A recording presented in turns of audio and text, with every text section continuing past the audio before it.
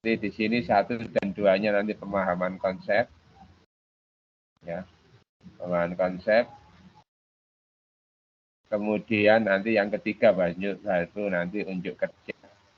Jadi nanti sambil jelaskan. Jadi karena karya tulis ilmiah ini ya, hasilnya harus ada dalam bentuk karya tulis, mulai dari pendahuluan yang baik itu seperti apa, kemudian ada tujuan dan yang lainnya.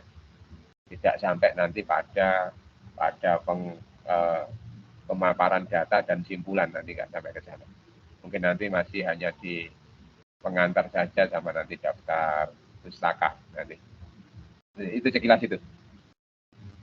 Baiklah, kemudian kemarin kita masih pada ciri-ciri karya ilmiah. Jadi ciri-ciri karya ilmiah. Kalau di buku itu di 1.7 ya. Di 1.7. Kita pelajari tentang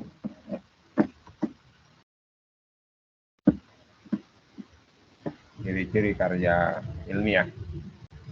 Kemarin ciri karya ilmiah itu bisa dilihat dari 5 hal. Kemarin sekilas ini sudah. Yaitu kalau dilihat dari segi isinya,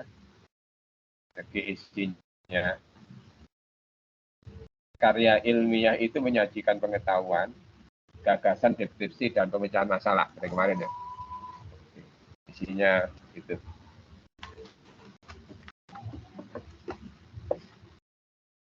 Kemudian di yang kedua, pengetahuan yang disajikan tersebutkan dasarnya fakta atau data empirik. Jadi karya ilmiah itu basisnya data. Contoh gini. Ketika kita nulis PTK, jadi tindakan kelas itu, penilaian perbaikan tindakan kelas, maka dari data awal itu seperti apa, kemudian temuan ketika pembelajaran itu seperti apa. Kalau jika nanti ngajar di PAUD kan, jadi awal itu seperti apa, ketika kemudian anak-anak itu kita beri materi, kemudian setelah adanya post test atau tes untuk pengetahuan itu, hasilnya seperti apa. Ketika hasilnya itu ternyata belum baik, maka kemudian dilakukanlah PTK. Jadi tindakan kelas untuk perbaikan apa yang dilakukan. Nah, ini artinya pengetahuan sajikan itu dasarnya data, bukan dasarnya asumsi. Jadi asumsi maksudnya gini, oh kelas ini atau anak-anak ini jelek semuanya. Sebelum adanya tindakan. Tidak kan, jadi ya itu. Jadi tidak ada diagnosis atau yang lainnya. Kalau di kurikulum Merdeka sekarang, sebelum kita mengajar itu kan ada asesmen diagnosis kan gitu ya. Asesmen diagnosis itu adalah untuk mengetahui kemampuan awal dari anak kita. Contoh kalau jenengan nanti ini mahasiswa ya, seandainya saya ngajar tentang karya ilmiah, tulis ilmiah ini, mungkin awal saya tanya tentang apa yang pernah ditulis. Oh, saya pernah membuat laporan PKM, Pak. Pernah membuat laporan terkait dengan jadi makalah dan yang lainnya. Data-data itulah yang dinamakan kalau di itu jadi permulaan awal, asesmen diagnosis, sehingga kemudian yang diberikan kepada jenengan, oh karena sudah kemampuannya dari segi penulisan dan yang lainnya sudah berpengalaman, maka materi yang diberikan adalah materi yang dibutuhkan. Nah, tadi pengetahuan itu disajikan dengan fakta atau data. Ya, fakta atau data.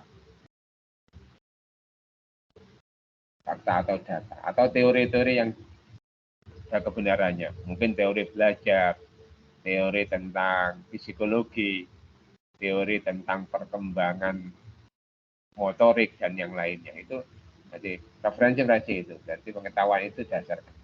Yang ketiga adalah mengandung kebenaran yang objektif serta kejujuran dalam penulisan. Jadi objektif itu berdasarkan fakta itu, bukan berdasarkan subjektivitas. Contoh, kita mendiagnosa anak itu jadi minat belajarnya kurang. Contoh ya, anak itu minat belajarnya kurang. Adanya contoh. Apa tanda minat belajarnya kurang? Karena nilainya di bawah ketuntasan belajar, KKM, dan yang lainnya. Nah, itu artinya objektif. Kalau subjektif itu, karena itu anaknya orang ini, saya nggak senang. Nah, itu subjektif. Berarti itu nanti tidak lagi karya ilmiah. Karya ilmiah. Kemudian yang keempat adalah bahasa yang digunakan adalah bahasa baku yang menggunakan istilah teknis. Jadi artinya bahasa Indonesia yang baku. Tidak menggunakan bahasa-bahasa itu bahasa percakapan dan yang lainnya. Bahasa seperti bahasa dialek ya. Lu, gue dan yang lainnya itu kan bahasa itu. Bahasanya saya akan dari bahasa Indonesia yang sudah standarkan ejaan yang disesuaikan. Kemudian yang kelima, sistematika penulisan mengikuti cara tertentu. Masing-masing perguruan tinggi biasanya ada panduan untuk karya ilmiah. Kalau di UT biasanya kan mulai dari pendahuluan. Pendahuluan itu isinya latar belakang, kemudian metode yang digunakan biasanya, kemudian tempat di mana dia melakukan penilaian, kemudian manfaat dan kegunaan biasanya di depan itu. Kemudian di bagian 2 biasanya kajian pustaka atau tinjauan kepustakaan. Di bagian ketiga biasanya adalah pemaparan data. Di 4 biasanya pembahasan, kemudian di bab 5 atau bagian kelima biasanya kesimpulan dan saran. Itu standarnya. Kemudian ditutup dengan biasanya daftar pustaka, kemudian setelah itu lampiran-lampiran yang dibutuhkan. Jadi itu sistematika, ada panduannya untuk melakukan itu. Kemudian nanti kalau karil, jadi tidak dalam bentuk bab, langsung pada bentuk, jadi yang ada itu biasanya dimulai abstrak. Ya abstrak itu sinopsis sebenarnya. Kalau jenengan tuliskan abstrak biasanya. Contoh abstrak itu biasanya, jadi pentingnya penelitian apa? Mungkin karena rendahnya pengetahuan anak terkait tentang tata cara sholat di TK ini. Kemudian dilakukanlah penelitian, biasanya paragraf abstrak itu biasanya hanya isinya 3 paragraf. Paragraf pertama itu isinya dari latar belakang, ambil latar belakang. Yang kedua itu nanti tulisannya atau isinya biasanya adalah terkait dengan di mana dia lakukan penelitian. Biasanya penelitian ini dilakukan di TK Al-Hikmah, kelompok A. Jadi desa apa, seandainya Jombang, kemudian tahun pelajaran 2023 dari 24, kemudian metode yang digunakan. Biasanya gitu. Yang digunakan adalah penilaian tindakan kelas PTK. Kemudian pakai apa, jadi metode yang digunakan apa. Kemudian alinea yang ketiga itu biasa isinya adalah hasil dari penelitian yang ada. Dari hasil dari penelitian ini menunjukkan jadi terjadi peningkatan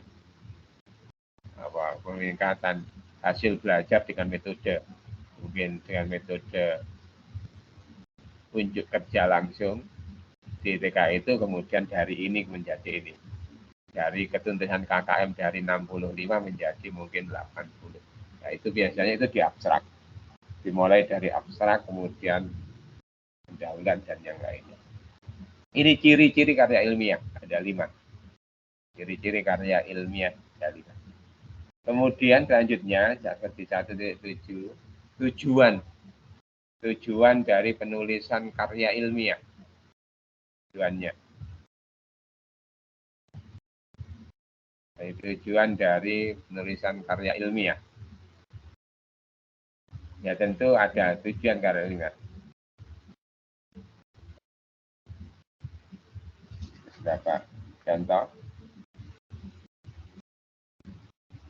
Kalau tujuannya nanti dilihat atau karya ilmiah tujuannya itu ini karya ilmiah ditulis dengan berbagai tujuan. Yang pertama adalah menyampaikan gagasan kepada masyarakat luas atau kalangan tertentu. Jadi ingin menyampaikan gagasannya, maka tujuan karya ilmiah apa itu? Gagasan. Jadi contoh mungkin tujuan artikel. Contoh hari ini mungkin terkait karya ilmiah itu semacam ini. Kalau di koran-koran ada mungkin hasil penelitian tentang kalau hari ini marak tentang survei calon presiden ya adanya itu.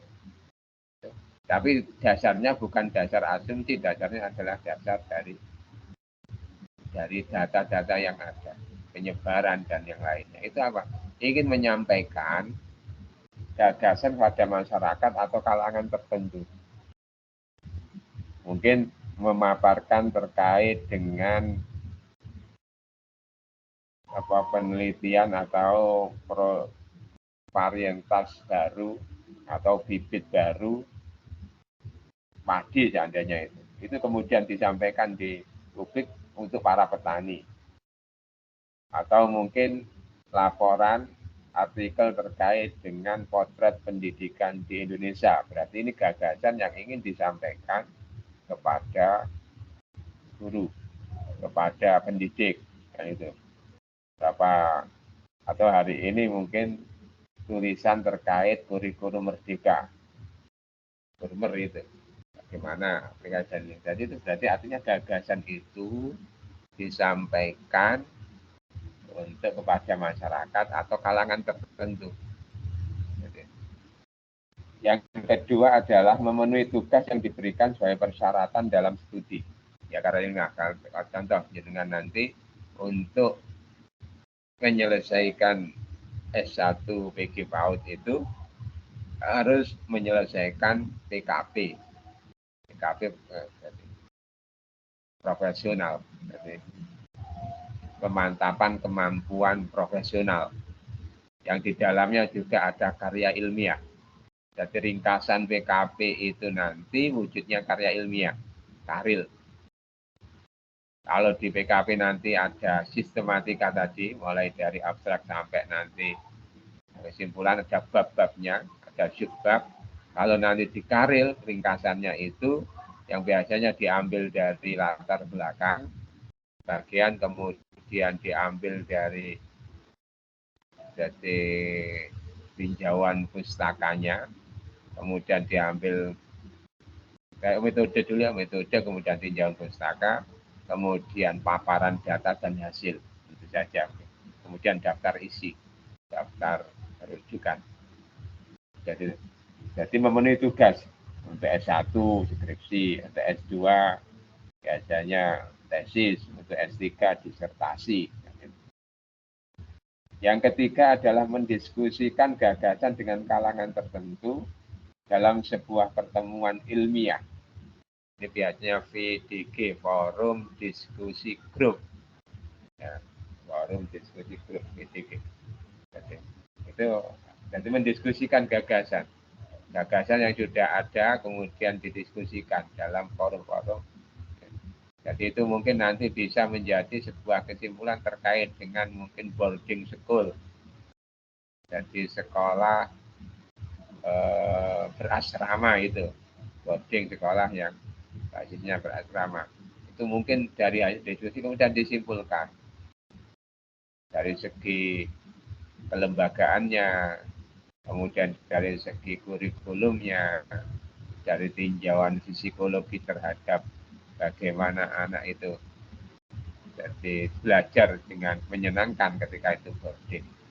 Atau yang sekarang kan ngetren Jombang itu kan, jadi sekolah pulang sampai jam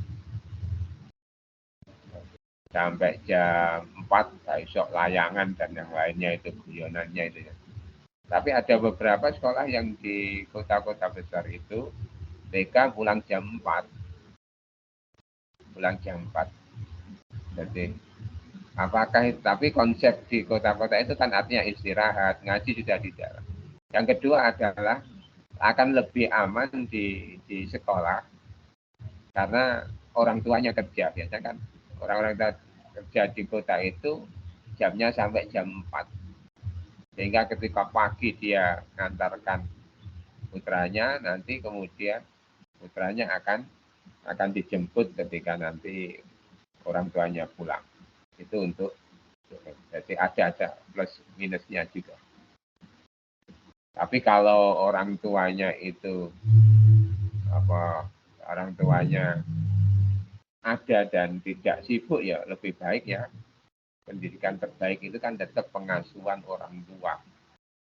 Katanya pendidikan terbaik pengasuhan orang tua. Jadi, ini yang ketiga. Yang keempat adalah mengikuti perlombaan penulisan karya ilmiah. Tujuannya itu.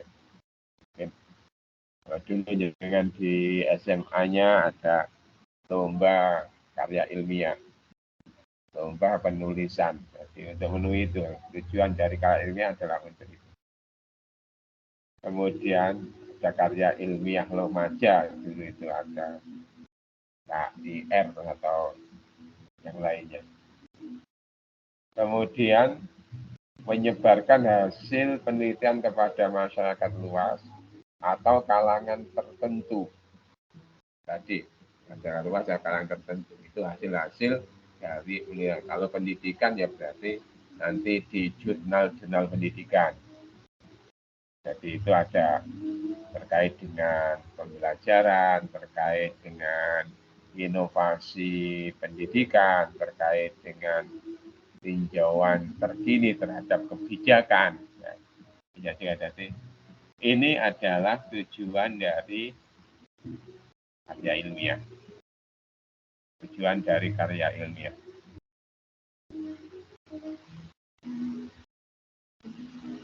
Masih jelas ya suaranya? Masih, Pak. Ya.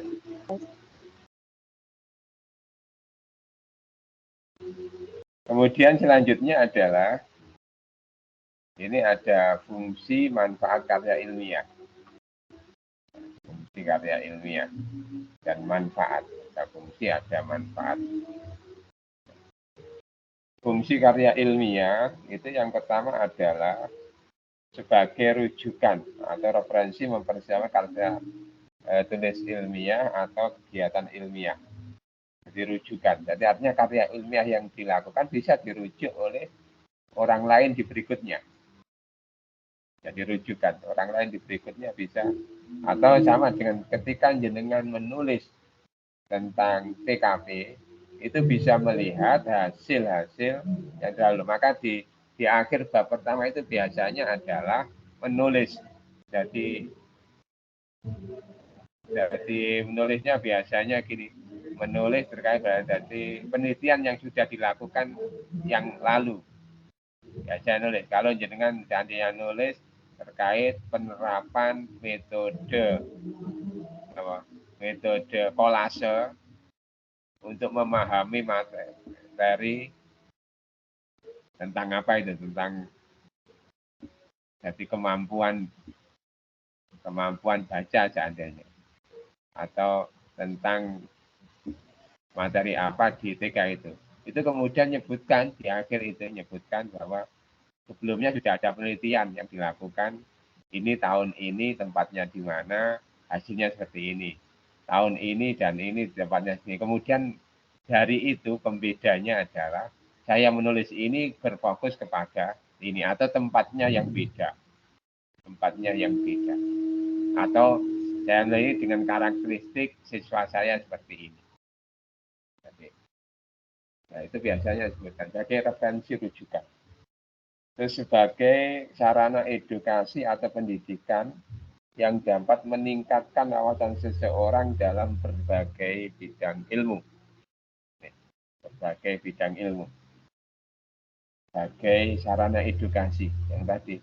Kalau jenengan ingin terkait dengan menulis jadi objek yang sama atau menulis tentang topik yang sama di tempat yang berbeda, itu bisa. Artinya dengan merujuk itu. Maka sebagai sarana edukasi. Maka biasanya di tujuan dan manfaat penelitian itu disebutkan sana. Manfaat untuk penulis, manfaat untuk lembaga, manfaat untuk bidang keilmuan, dan manfaat untuk penelitian berikutnya.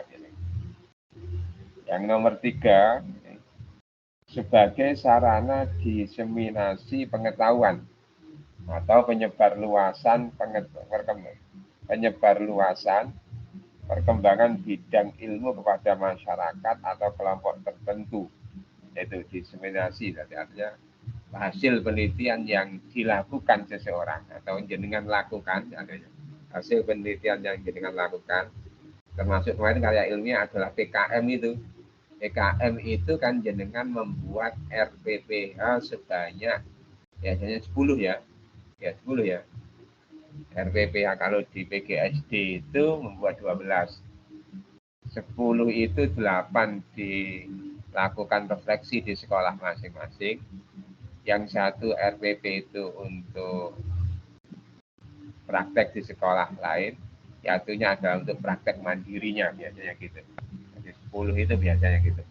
Kemarin ketika masih pandemi, jadi mungkin tidak ada luring, tapi ketika sudah nggak pandemi, jadi itu biasanya 2 RPPH itu yang satu dipraktekkan dengan teman sejawat di sekolah, yang satu dipraktekkan ketika untuk ujian akhirnya di sekolah yang ditunjuk biasanya itu.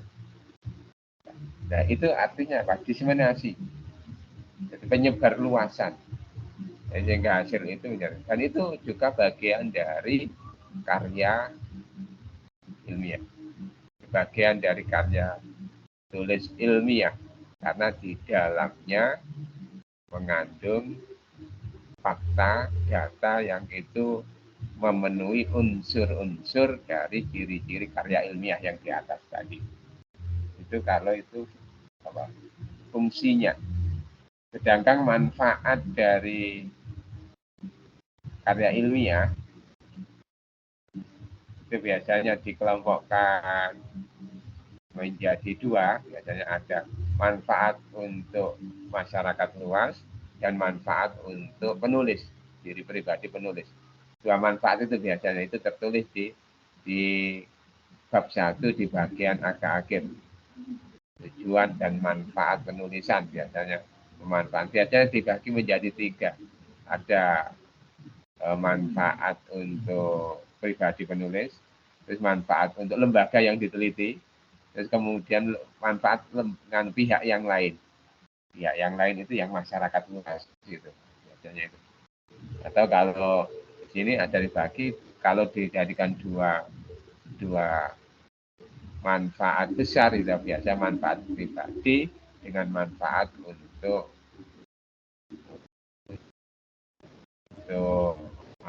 masyarakat luas, ya gitu. Atau di sini Arifin menyebutkan ada 6 manfaat dalam penulisan karya ilmiah. 6 itu yang satu mengembangkan keterampilan membaca yang efektif. Mengapa? Karena harus membaca berbagai rujukan sebelum nulis. Jadi kan referensinya itu tidak satu, referensinya dari beberapa tulisan. Maka mengembangkan keterampilan membaca. Yang kedua adalah memberikan kesempatan berlatih atau mengintegrasi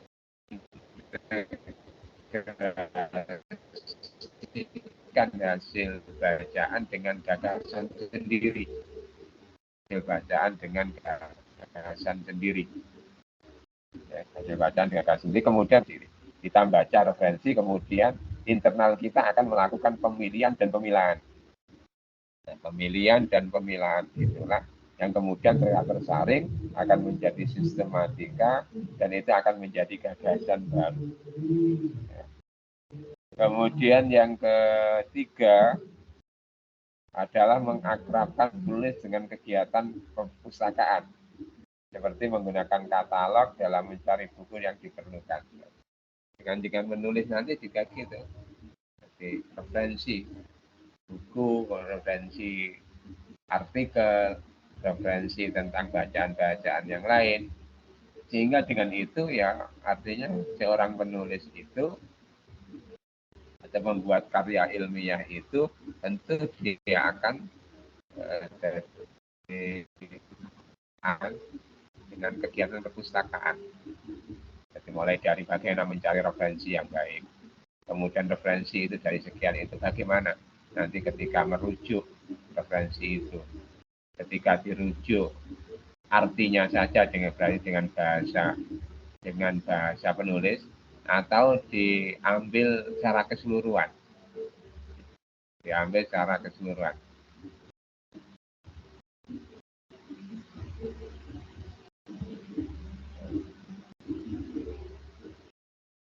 Kemudian yang kelima adalah jadi yang keempat meningkatkan keterampilan dalam mengorganisasikan dan menyajikan fakta dan data secara jelas dan sistematis. Meningkatkan keterampilan.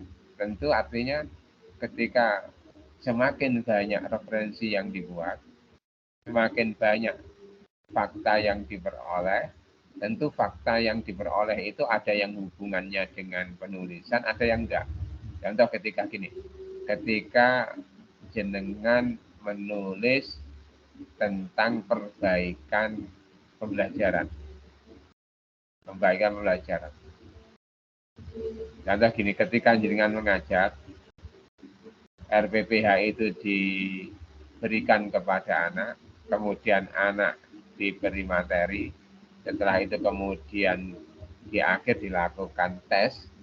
Dari tes itu ternyata kemudian hasilnya belum maksimal seandainya. Kemampuannya belum maksimal. Jadi contoh seandainya kemampuan baca anak. Jadi kemampuan baca Al-Quran anak seandainya. Itu menjadi topik jenengan yang dengan teliti. Ternyata ketika RPPH itu atau skenario pembelajaran dengan berikan, anak kemudian diberi materi dengan ceramah, kemudian hasil akhirnya ternyata di bawah KKM. Ini fakta kan, di bawah KKM itu fakta. Kemudian apa penyebabnya anak di bawah KKM? Akan muncul berbagai fakta. Oh, anaknya tidak termotivasi. Yang kedua, gaya belajarnya anak. Yang ketiga kemudian muncul ekonomi orang tua, kondisi orang tua, kondisi lingkungan. Tapi dari sekian fakta yang ada itu, kan ketika kita nulis tentang peningkatan baca anak, tentu terkait dengan lingkungan, terkait dengan ekonomi orang tua. Ini kan hubungannya tidak terkait dengan itu. Mungkin motivasi itu hubungan. Maka kemudian fakta itu karena kita menulis, maka kita akan bisa jadi memilah kemudian fakta itu kemudian sistematis. Oh, ini yang berhubungan, ini yang tidak. Atau gambarannya gini juga, contoh kalau saya sering gambarkan. Jadi ada anak yang sulit diatur, ada anak yang jadi sulit diatur. Kemudian kita cari data. Oh, karena orang tuanya sudah meninggal. Adanya gitu. Ketika dia tinggal dengan banyak. Oh, karena dia berteman dengan orang yang nggak benar atau orang yang Jadi akhlaknya nggak baik. Kemudian, karena dia gizinya kurang dan yang lainnya seandainya gitu. Nah, kemudian dari itu yang bisa dalam kontrol penulis itu yang mana? Kalau penulis itu yang mana? Yang bisa dilakukan penelitian tindak lanjut adalah terkait dengan orang tuanya. Nah, kemudian penelitian itu akan dilakukan, kemudian sumber datanya ya orang tuanya. Macam itu. Sumber datanya orang tuanya. Jadi ya semacam itu. Nah, itu artinya meningkatkan keterampilan untuk apa itu? Jadi mengorganisasi, menjadikan fakta secara jelas. Jadi fakta yang berhubungan dimasukkan, fakta yang tidak. Atau contoh lagi gini, jadi kenakalan anak sekolah itu, jadi kenakalan anak. Kemudian dilihat faktornya, ada orang tua, ada faktor ekonomi, ada faktor jadi minat belajar anak dan yang. Tapi kalau sekolah berarti kan, kalau sekolah untuk menyelesaikan masalah dengan orang tuanya nggak mungkin karena di luar. Kalau sebagai guru berarti ya fokus pada minat belajar itu. Bagaimana menumbuhkan minat belajar, teori tentang minat belajar kemudian dicari. Jadi minat belajar, jadi dorongan intrinsik, ekstrinsik dan seterusnya. Nah, itu ya. Kemudian yang kelima, memberikan kepuasan intelektual. Maksudnya ini adalah satu kepuasan yang berkaitan dengan kemampuan untuk menyajikan satu khazanah pengetahuan. Jadi orang yang menyelesaikan karya ilmiah, kemudian karya itu dapat apresiasi atau tanggapan orang lain, disitulah sebenarnya akan memberikan kepuasan intelektual. Karya yang bisa berguna kepada orang lain, itulah yang menjadikan kepuasan intelektual. Jadi tidak mesti sesuatu itu dalam bentuk materi ya, dalam bentuk materi. Kalau hari ini mungkin membuat buku ada royalti, Tapi yang paling pokok adalah ketika buku itu kemudian menjadi inspirasi banyak orang. Buku itu, karya itu kemudian menjadi rujukan banyak orang, disitulah sebenarnya kepuasan intelektual. Jadi sehingga dia buat tulisan yang itu menjadi rujukan, menjadi generasi berikutnya itu memanfaatkan. Kemudian yang keenam, manfaat dari karya ilmiah itu adalah menyumbang perluasan cakrawala ilmu pengetahuan masyarakat. Ini jelas, dengan banyak karya ilmiah, karya-karya yang jangan, maka orang akan terbuka cakrawala. Satu sisi, atau mungkin ketika orang bicara tentang motivasi, ada penelitian yang bicara tentang pengertian motivasi, ada penelitian yang itu karya ilmiah yang itu membahas tentang aplikasi sebuah motivasi. Ada yang tinjauan sejarahnya motivasi. Dan dengan banyaknya karya ilmiah, maka cakrawala ilmu pengetahuan akan berkembang. Cakrawala ilmu pengetahuan akan berkembang. Cakrawala ilmu pengetahuan akan berkembang.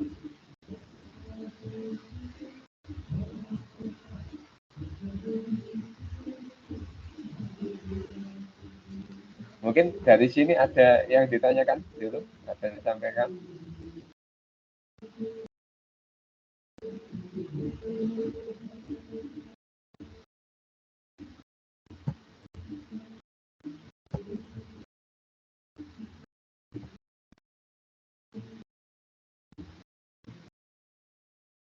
Pak, izin bertanya. Oke, monggo.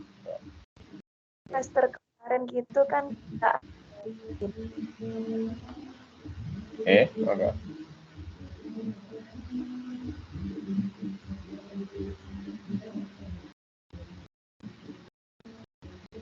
Ya, halo.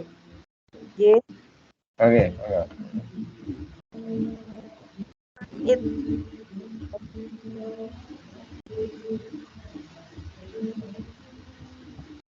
itu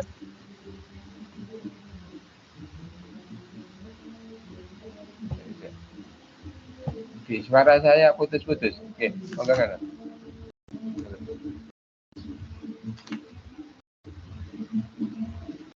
apa karya ilmiah. Oke, diulangi lagi Mbak, diulangi lagi. Diulangi lagi. Oke. Ya, gimana? Semester 6 itu ada tugas penelitian Pak kemarin. Iya, Mungkin semester 6. apakah penelitian itu sama dengan ini membuat karya ilmiah? Iya, sama sebenarnya. Oh, Penelitian katanya oke. Sama. Gini. Oh, semester 6 ada ya, semester 6 itu. Semester 6 kemarin itu kita ada tugas untuk membuat penelitian itu, Pak. Oh, penelitian ya. Itu tulisannya mulai apa? Mulai latar belakang sampai hasil. Nggih. Oh, oke. Ya itu nanti bisa dibuat tugas ketiga kan? Tinggal tinggal nanti atau nanti kita diskusikan lagi aja. Kali ketiga nanti unjuk kerjanya itu. Masih nyimpen semua kan arsipnya? Masih nyimpan semuanya? Insya Allah masih ada, Pak. Ya nanti biar tugas yang sekilas nanti itu karena unjuk kerjanya nanti itu kan meliputi biasa latar belakang kan gitu ya. Juga di awal ada abstrak dan sampai selesai Iya, itu tadi. mulai abstrak, mulai abstrak. Terima kasih, Pak. Ya itu nanti itu aja nanti. Artinya tugas yang ketiga nanti unjuk kerjanya ke sana. Monggo, yang lainnya mungkin.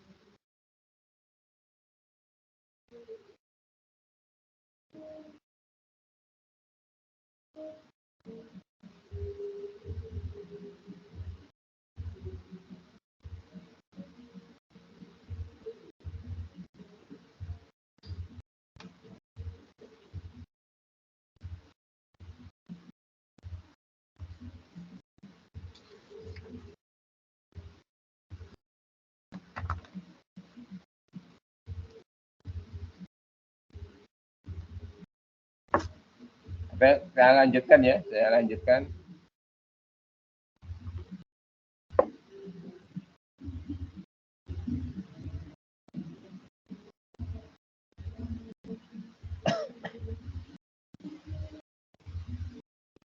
Selanjutnya adalah karakteristik karya ilmiah di kegiatan kedua, ya. Atau mungkin ada yang ditanyakan, ada yang lainnya. Nanti gitu. Jadi, ya kalau kemarin sudah ada karya ilmiah itu nanti bisa dipakai. Pak. Punten, modulnya tidak sama, Pak. Apa ya? Gimana?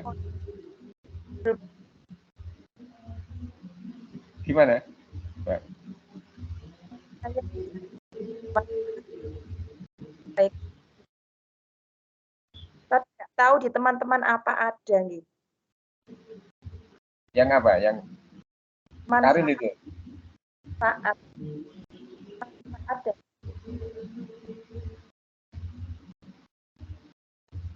Suaranya putus-putus.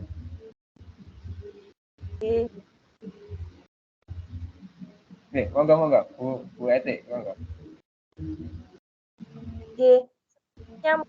Apa sama dulu? Apa modul saya tidak sama? Ini tadi Pak Ilmu menyampaikan tentang manfaat, tapi di saya tidak ada manfaat karya ilmiah. Oh gitu. Tahu kalau di modulnya teman-teman apakah ada? Ini edisi 1. Oh, saya edisi 3, Pak. 3 lah ya. Nah ya makanya saya ini dapat buku yang Saya, itu. Atau nanti ya enaknya siapa yang dekat dengan saya ya, nanti saya atau gini saja. Jadi kalau yang dekat saya tak pinjam dulu bukunya nanti biar sama nanti tak fotokopi kemudian yang agak dekat itu yang dengan Wajagung siapa yang agak dekat? Zaki, Pak. Siapa? Mas Jaki mana? Mas Jaki? Saya Mas Warno, Pak. Budi? Iya, Pak. Warno itu loh dekat Oh, Mas Pasar Warno. Ngantuk. Oke, Pasar Ngantuk. Oh, Ngantuk nganu. Kenal kan sapa niku? Cak Munir. Tapi kula sing ngemplak, Pak, sanes Ngantuk. Oh, bukan Ngantuk ya. Leri Ngantuk. Oke. Oke, ini mungkin ada yang jadi ini edisi 1 saya cari kemarin nggak ada, kemudian ini ada mahasiswa agak lama ini ya. Oke, Pak. Biasanya kalau edisi 1 itu masih sama dengan edisi 2, Pak. Oh gitu.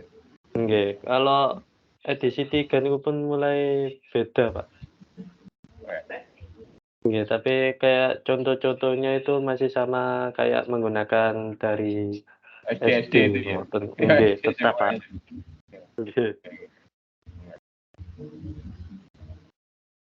Oke, nah intinya sebenarnya nggak apa-apa, sama saja. Berarti kemarin semester 6 itu karil ya, karil materinya. Semester 6 dulu yang e-learning itu Pak, metode penelitian. Oh, metode penelitiannya berarti. Okay. Oh, oke. Bagian dari kalian itu, oh berarti pecahan-pecahannya sudah ada di bawah metode. Tapi tugasnya juga buat tulisan karya ilmiah kan, belajarnya itu. Okay. Tentang penelitian yang dilakukan di lembaga masing-masing, Pak. Jadi bagian lembaga masing-masing itu mulai dari latar belakang, kemudian di mana penelitiannya kan gitu, mulai abstrak ya biasanya, abstrak. Ya, nanti nggak apa-apa, tugas itu nanti kalau ada yang mau memperbaiki dengan jadi tambahan wawasan ini diperbaiki, kalau enggak ya juga enggak apa-apa kan nanti. Itu nanti untuk persiapan kita tugas yang ketiga, unjuk kerja itu biar nanti untuk daripada nanti kita unjuk kerja semuanya. Jadi unjuk kerja semuanya yang pertama itu biasanya bab pertama, kemudian metodenya itu di tugas kedua, terus akhir nanti paparan dan simpulan. Nah, lebih baik langsung saja nanti unjuk kerjanya di akhir semuanya. Mulai sekarang bisa disiapkan. Ya. Sekarang bisa disiapkan dan bisa karya ilmiah yang sudah jenengan miliki nanti ditambahi, mungkin referensinya nambah sekarang dan yang lainnya kan bisa tambahin. Jadi kalau nanti ada kesempatan sambil belajar, karena ini nanti manfaatnya kan ketika nanti PKP itu komprehensif. PKP itu mulai bagaimana pendahuluan yang baik, bagaimana menentukan metodologi penelitiannya, yang kemarin semester 6 itu metode penulisan karya ilmiah. Itu fokusnya di metode itu masih di bab, biasanya di bab kedua biasanya. Jadi bab pertama itu latar belakang, bab kedua metodologi biasanya. Di bab ketiga nanti akan ada kajian pustaka. Jadi kemudian di bab 4-nya sampai 5 biasanya, di bab 5 itu terkait dengan penyajian data dan pengolahan data. Biasanya gitu, pembahasan biasanya. Kemudian di bab 5-nya ada simpulan, ditutup dengan daftar pustaka atau referensi, kemudian ada lampiran. Lampirannya itu biasanya kalau basisnya PTK, tindakan kelas itu RPPH itu. Nah, ilmu tentang RPPH itu jangan peroleh mulai dari kelas rangkap dan kelas terpadu, pembelajaran kelas terpadu itu kan ya. Itu kan sudah basisnya RPPH. Kemudian pembelajaran kelas rangkap itu RPPH basisnya. Jadi setnya itu nanti setnya itu. Jadi kemudian nanti PKM itu lebih komprehensif karena membuat yang agak banyak itu. Nah, nanti puncaknya di PKP, pemantapan kemampuan profesional. Itu dasarnya adalah RPPH siklus 1, D dilakukan perbaikan jadi siklus kedua. Kalau siklus kedua itu sudah baik, berarti cuma butuh siklus 2. Seandainya di siklus 2 belum baik, maka dilanjutkan siklus ketiga. Jadi, sehingga RPPH-nya itu ada 3, RPPH awal, RPPH perbaikan pertama, RPPH perbaikan kedua. Manakala di RPPH perbaikan kedua hasilnya tetap belum ada peningkatan, dicukupkan di situ biasanya. Tapi biasanya yang paling banyak itu RPPH yang kedua sudah terjadi peningkatan, biasanya gitu. Jadi, nah itu nanti ada di semester 8 dengan nanti PKP. Nah, PKP nanti gandengannya adalah karya ilmiah, karil. Ringkasan dari PKP itulah yang dinamakan dengan karil. Yang isinya hanya abstrak, kemudian pendahuluan, kemudian kajian pustaka, kemudian jadi data dan hasil dan simpulan. Tetapi itu tidak lebih dari 7 lembar biasanya. Tidak lebih dari 7 lembar. Nah, semacam itu. Mungkin ada yang sampaikan lagi, mungkin. Enggak.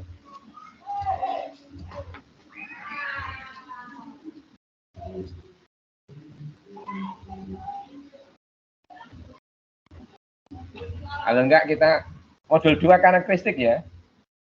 Sama ini, karakteristik karya ilmiah. Enggak, bukan modul 2, KB2. Modul 1 KB2. Masih belum ke modul 2. Struktur penulisan, Pak.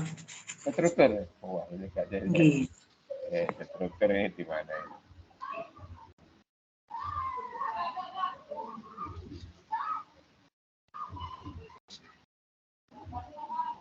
Struktur ya.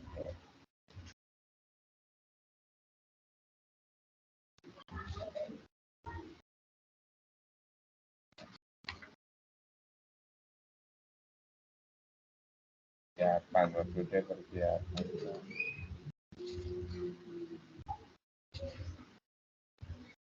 Struktur tadi sudah di atas sudah ada tadi. Artinya struktur itu yang tadi itu ya, yang saya sampaikan itu tadi. Biasanya strukturnya itu mulai dari latar belakang sampai nanti pada referensi. Atau sambil gini aja, nanti yang terdekat minggu ini nanti saya pinjam dulu, nanti saya tak belajar lagi ya. Ini saja, biar sambil tugas 1 nanti kita itu ini. Mungkin saya share saja ya nanti biar nanti kita diskusi ini.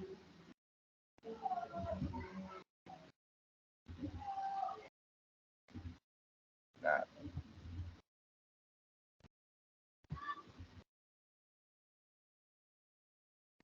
Oke, Pak.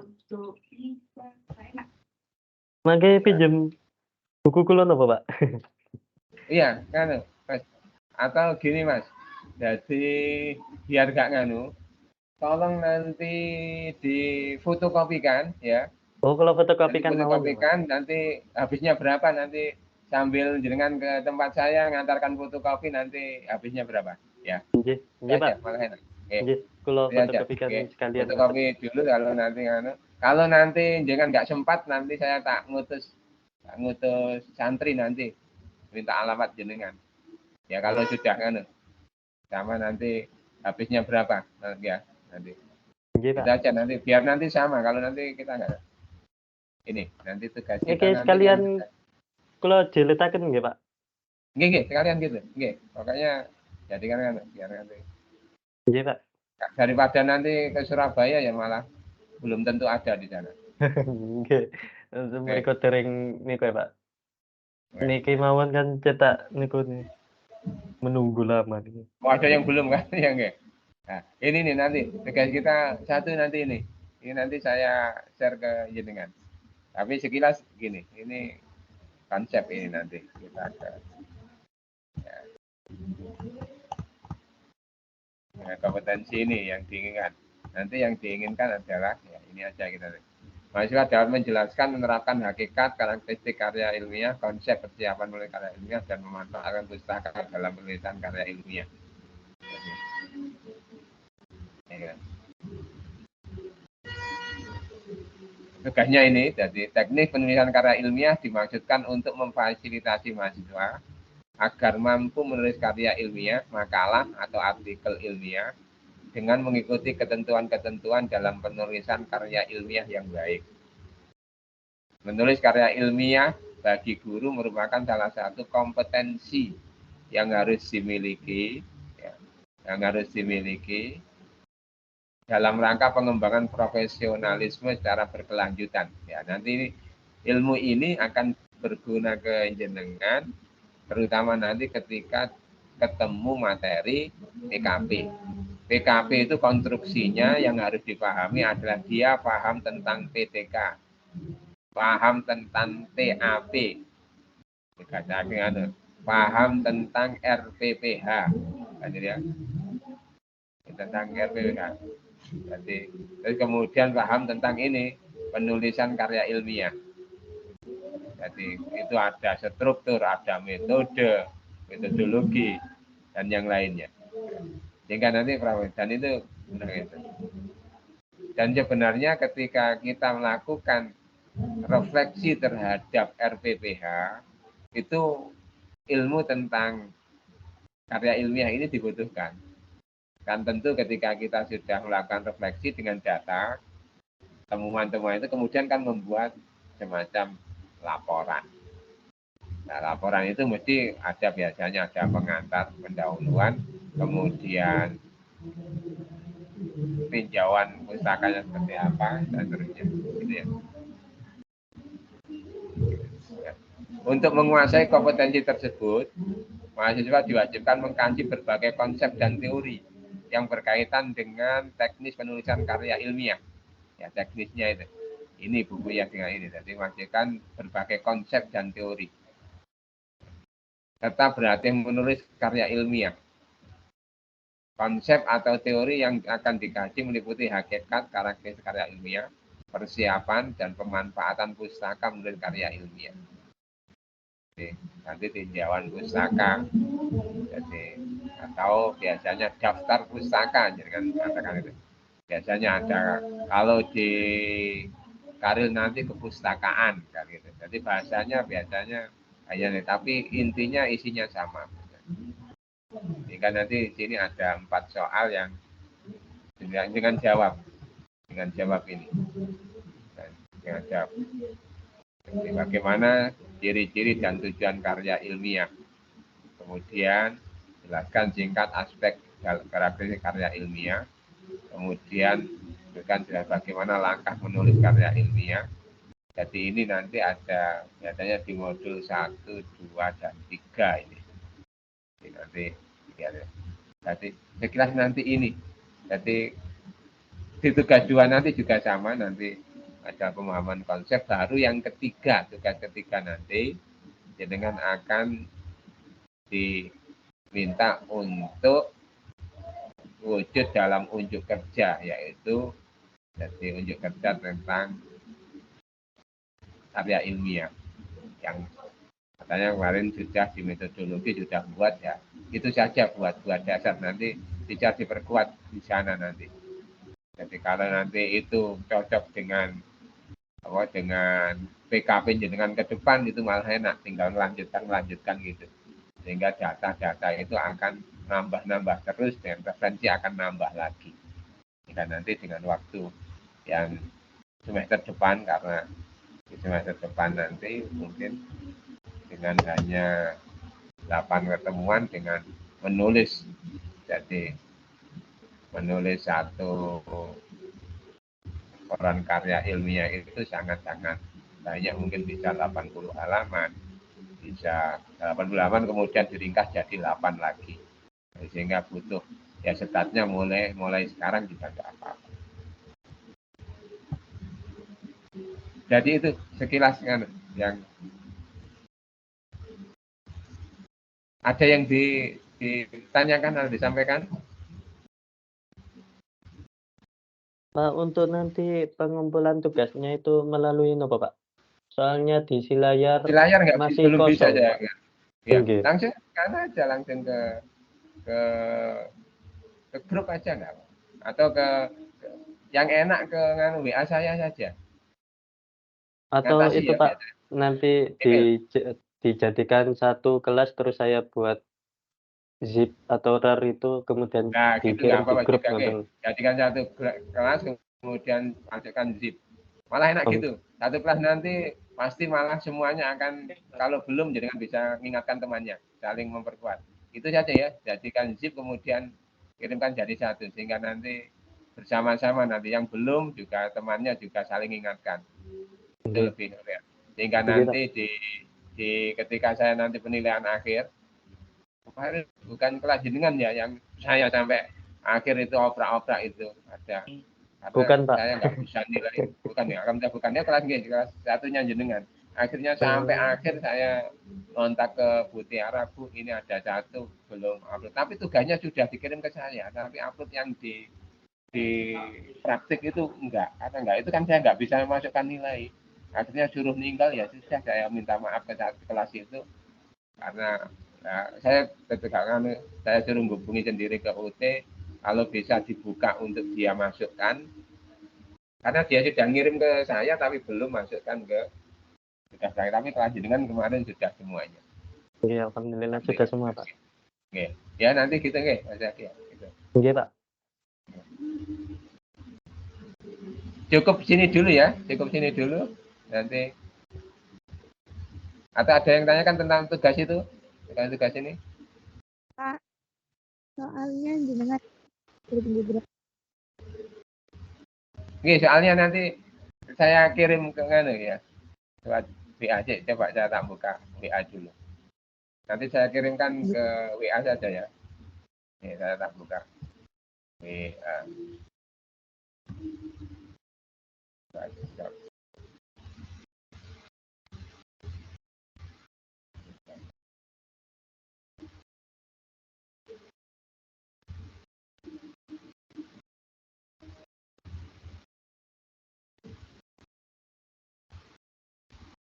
Oke, sambil saya tak buka WA.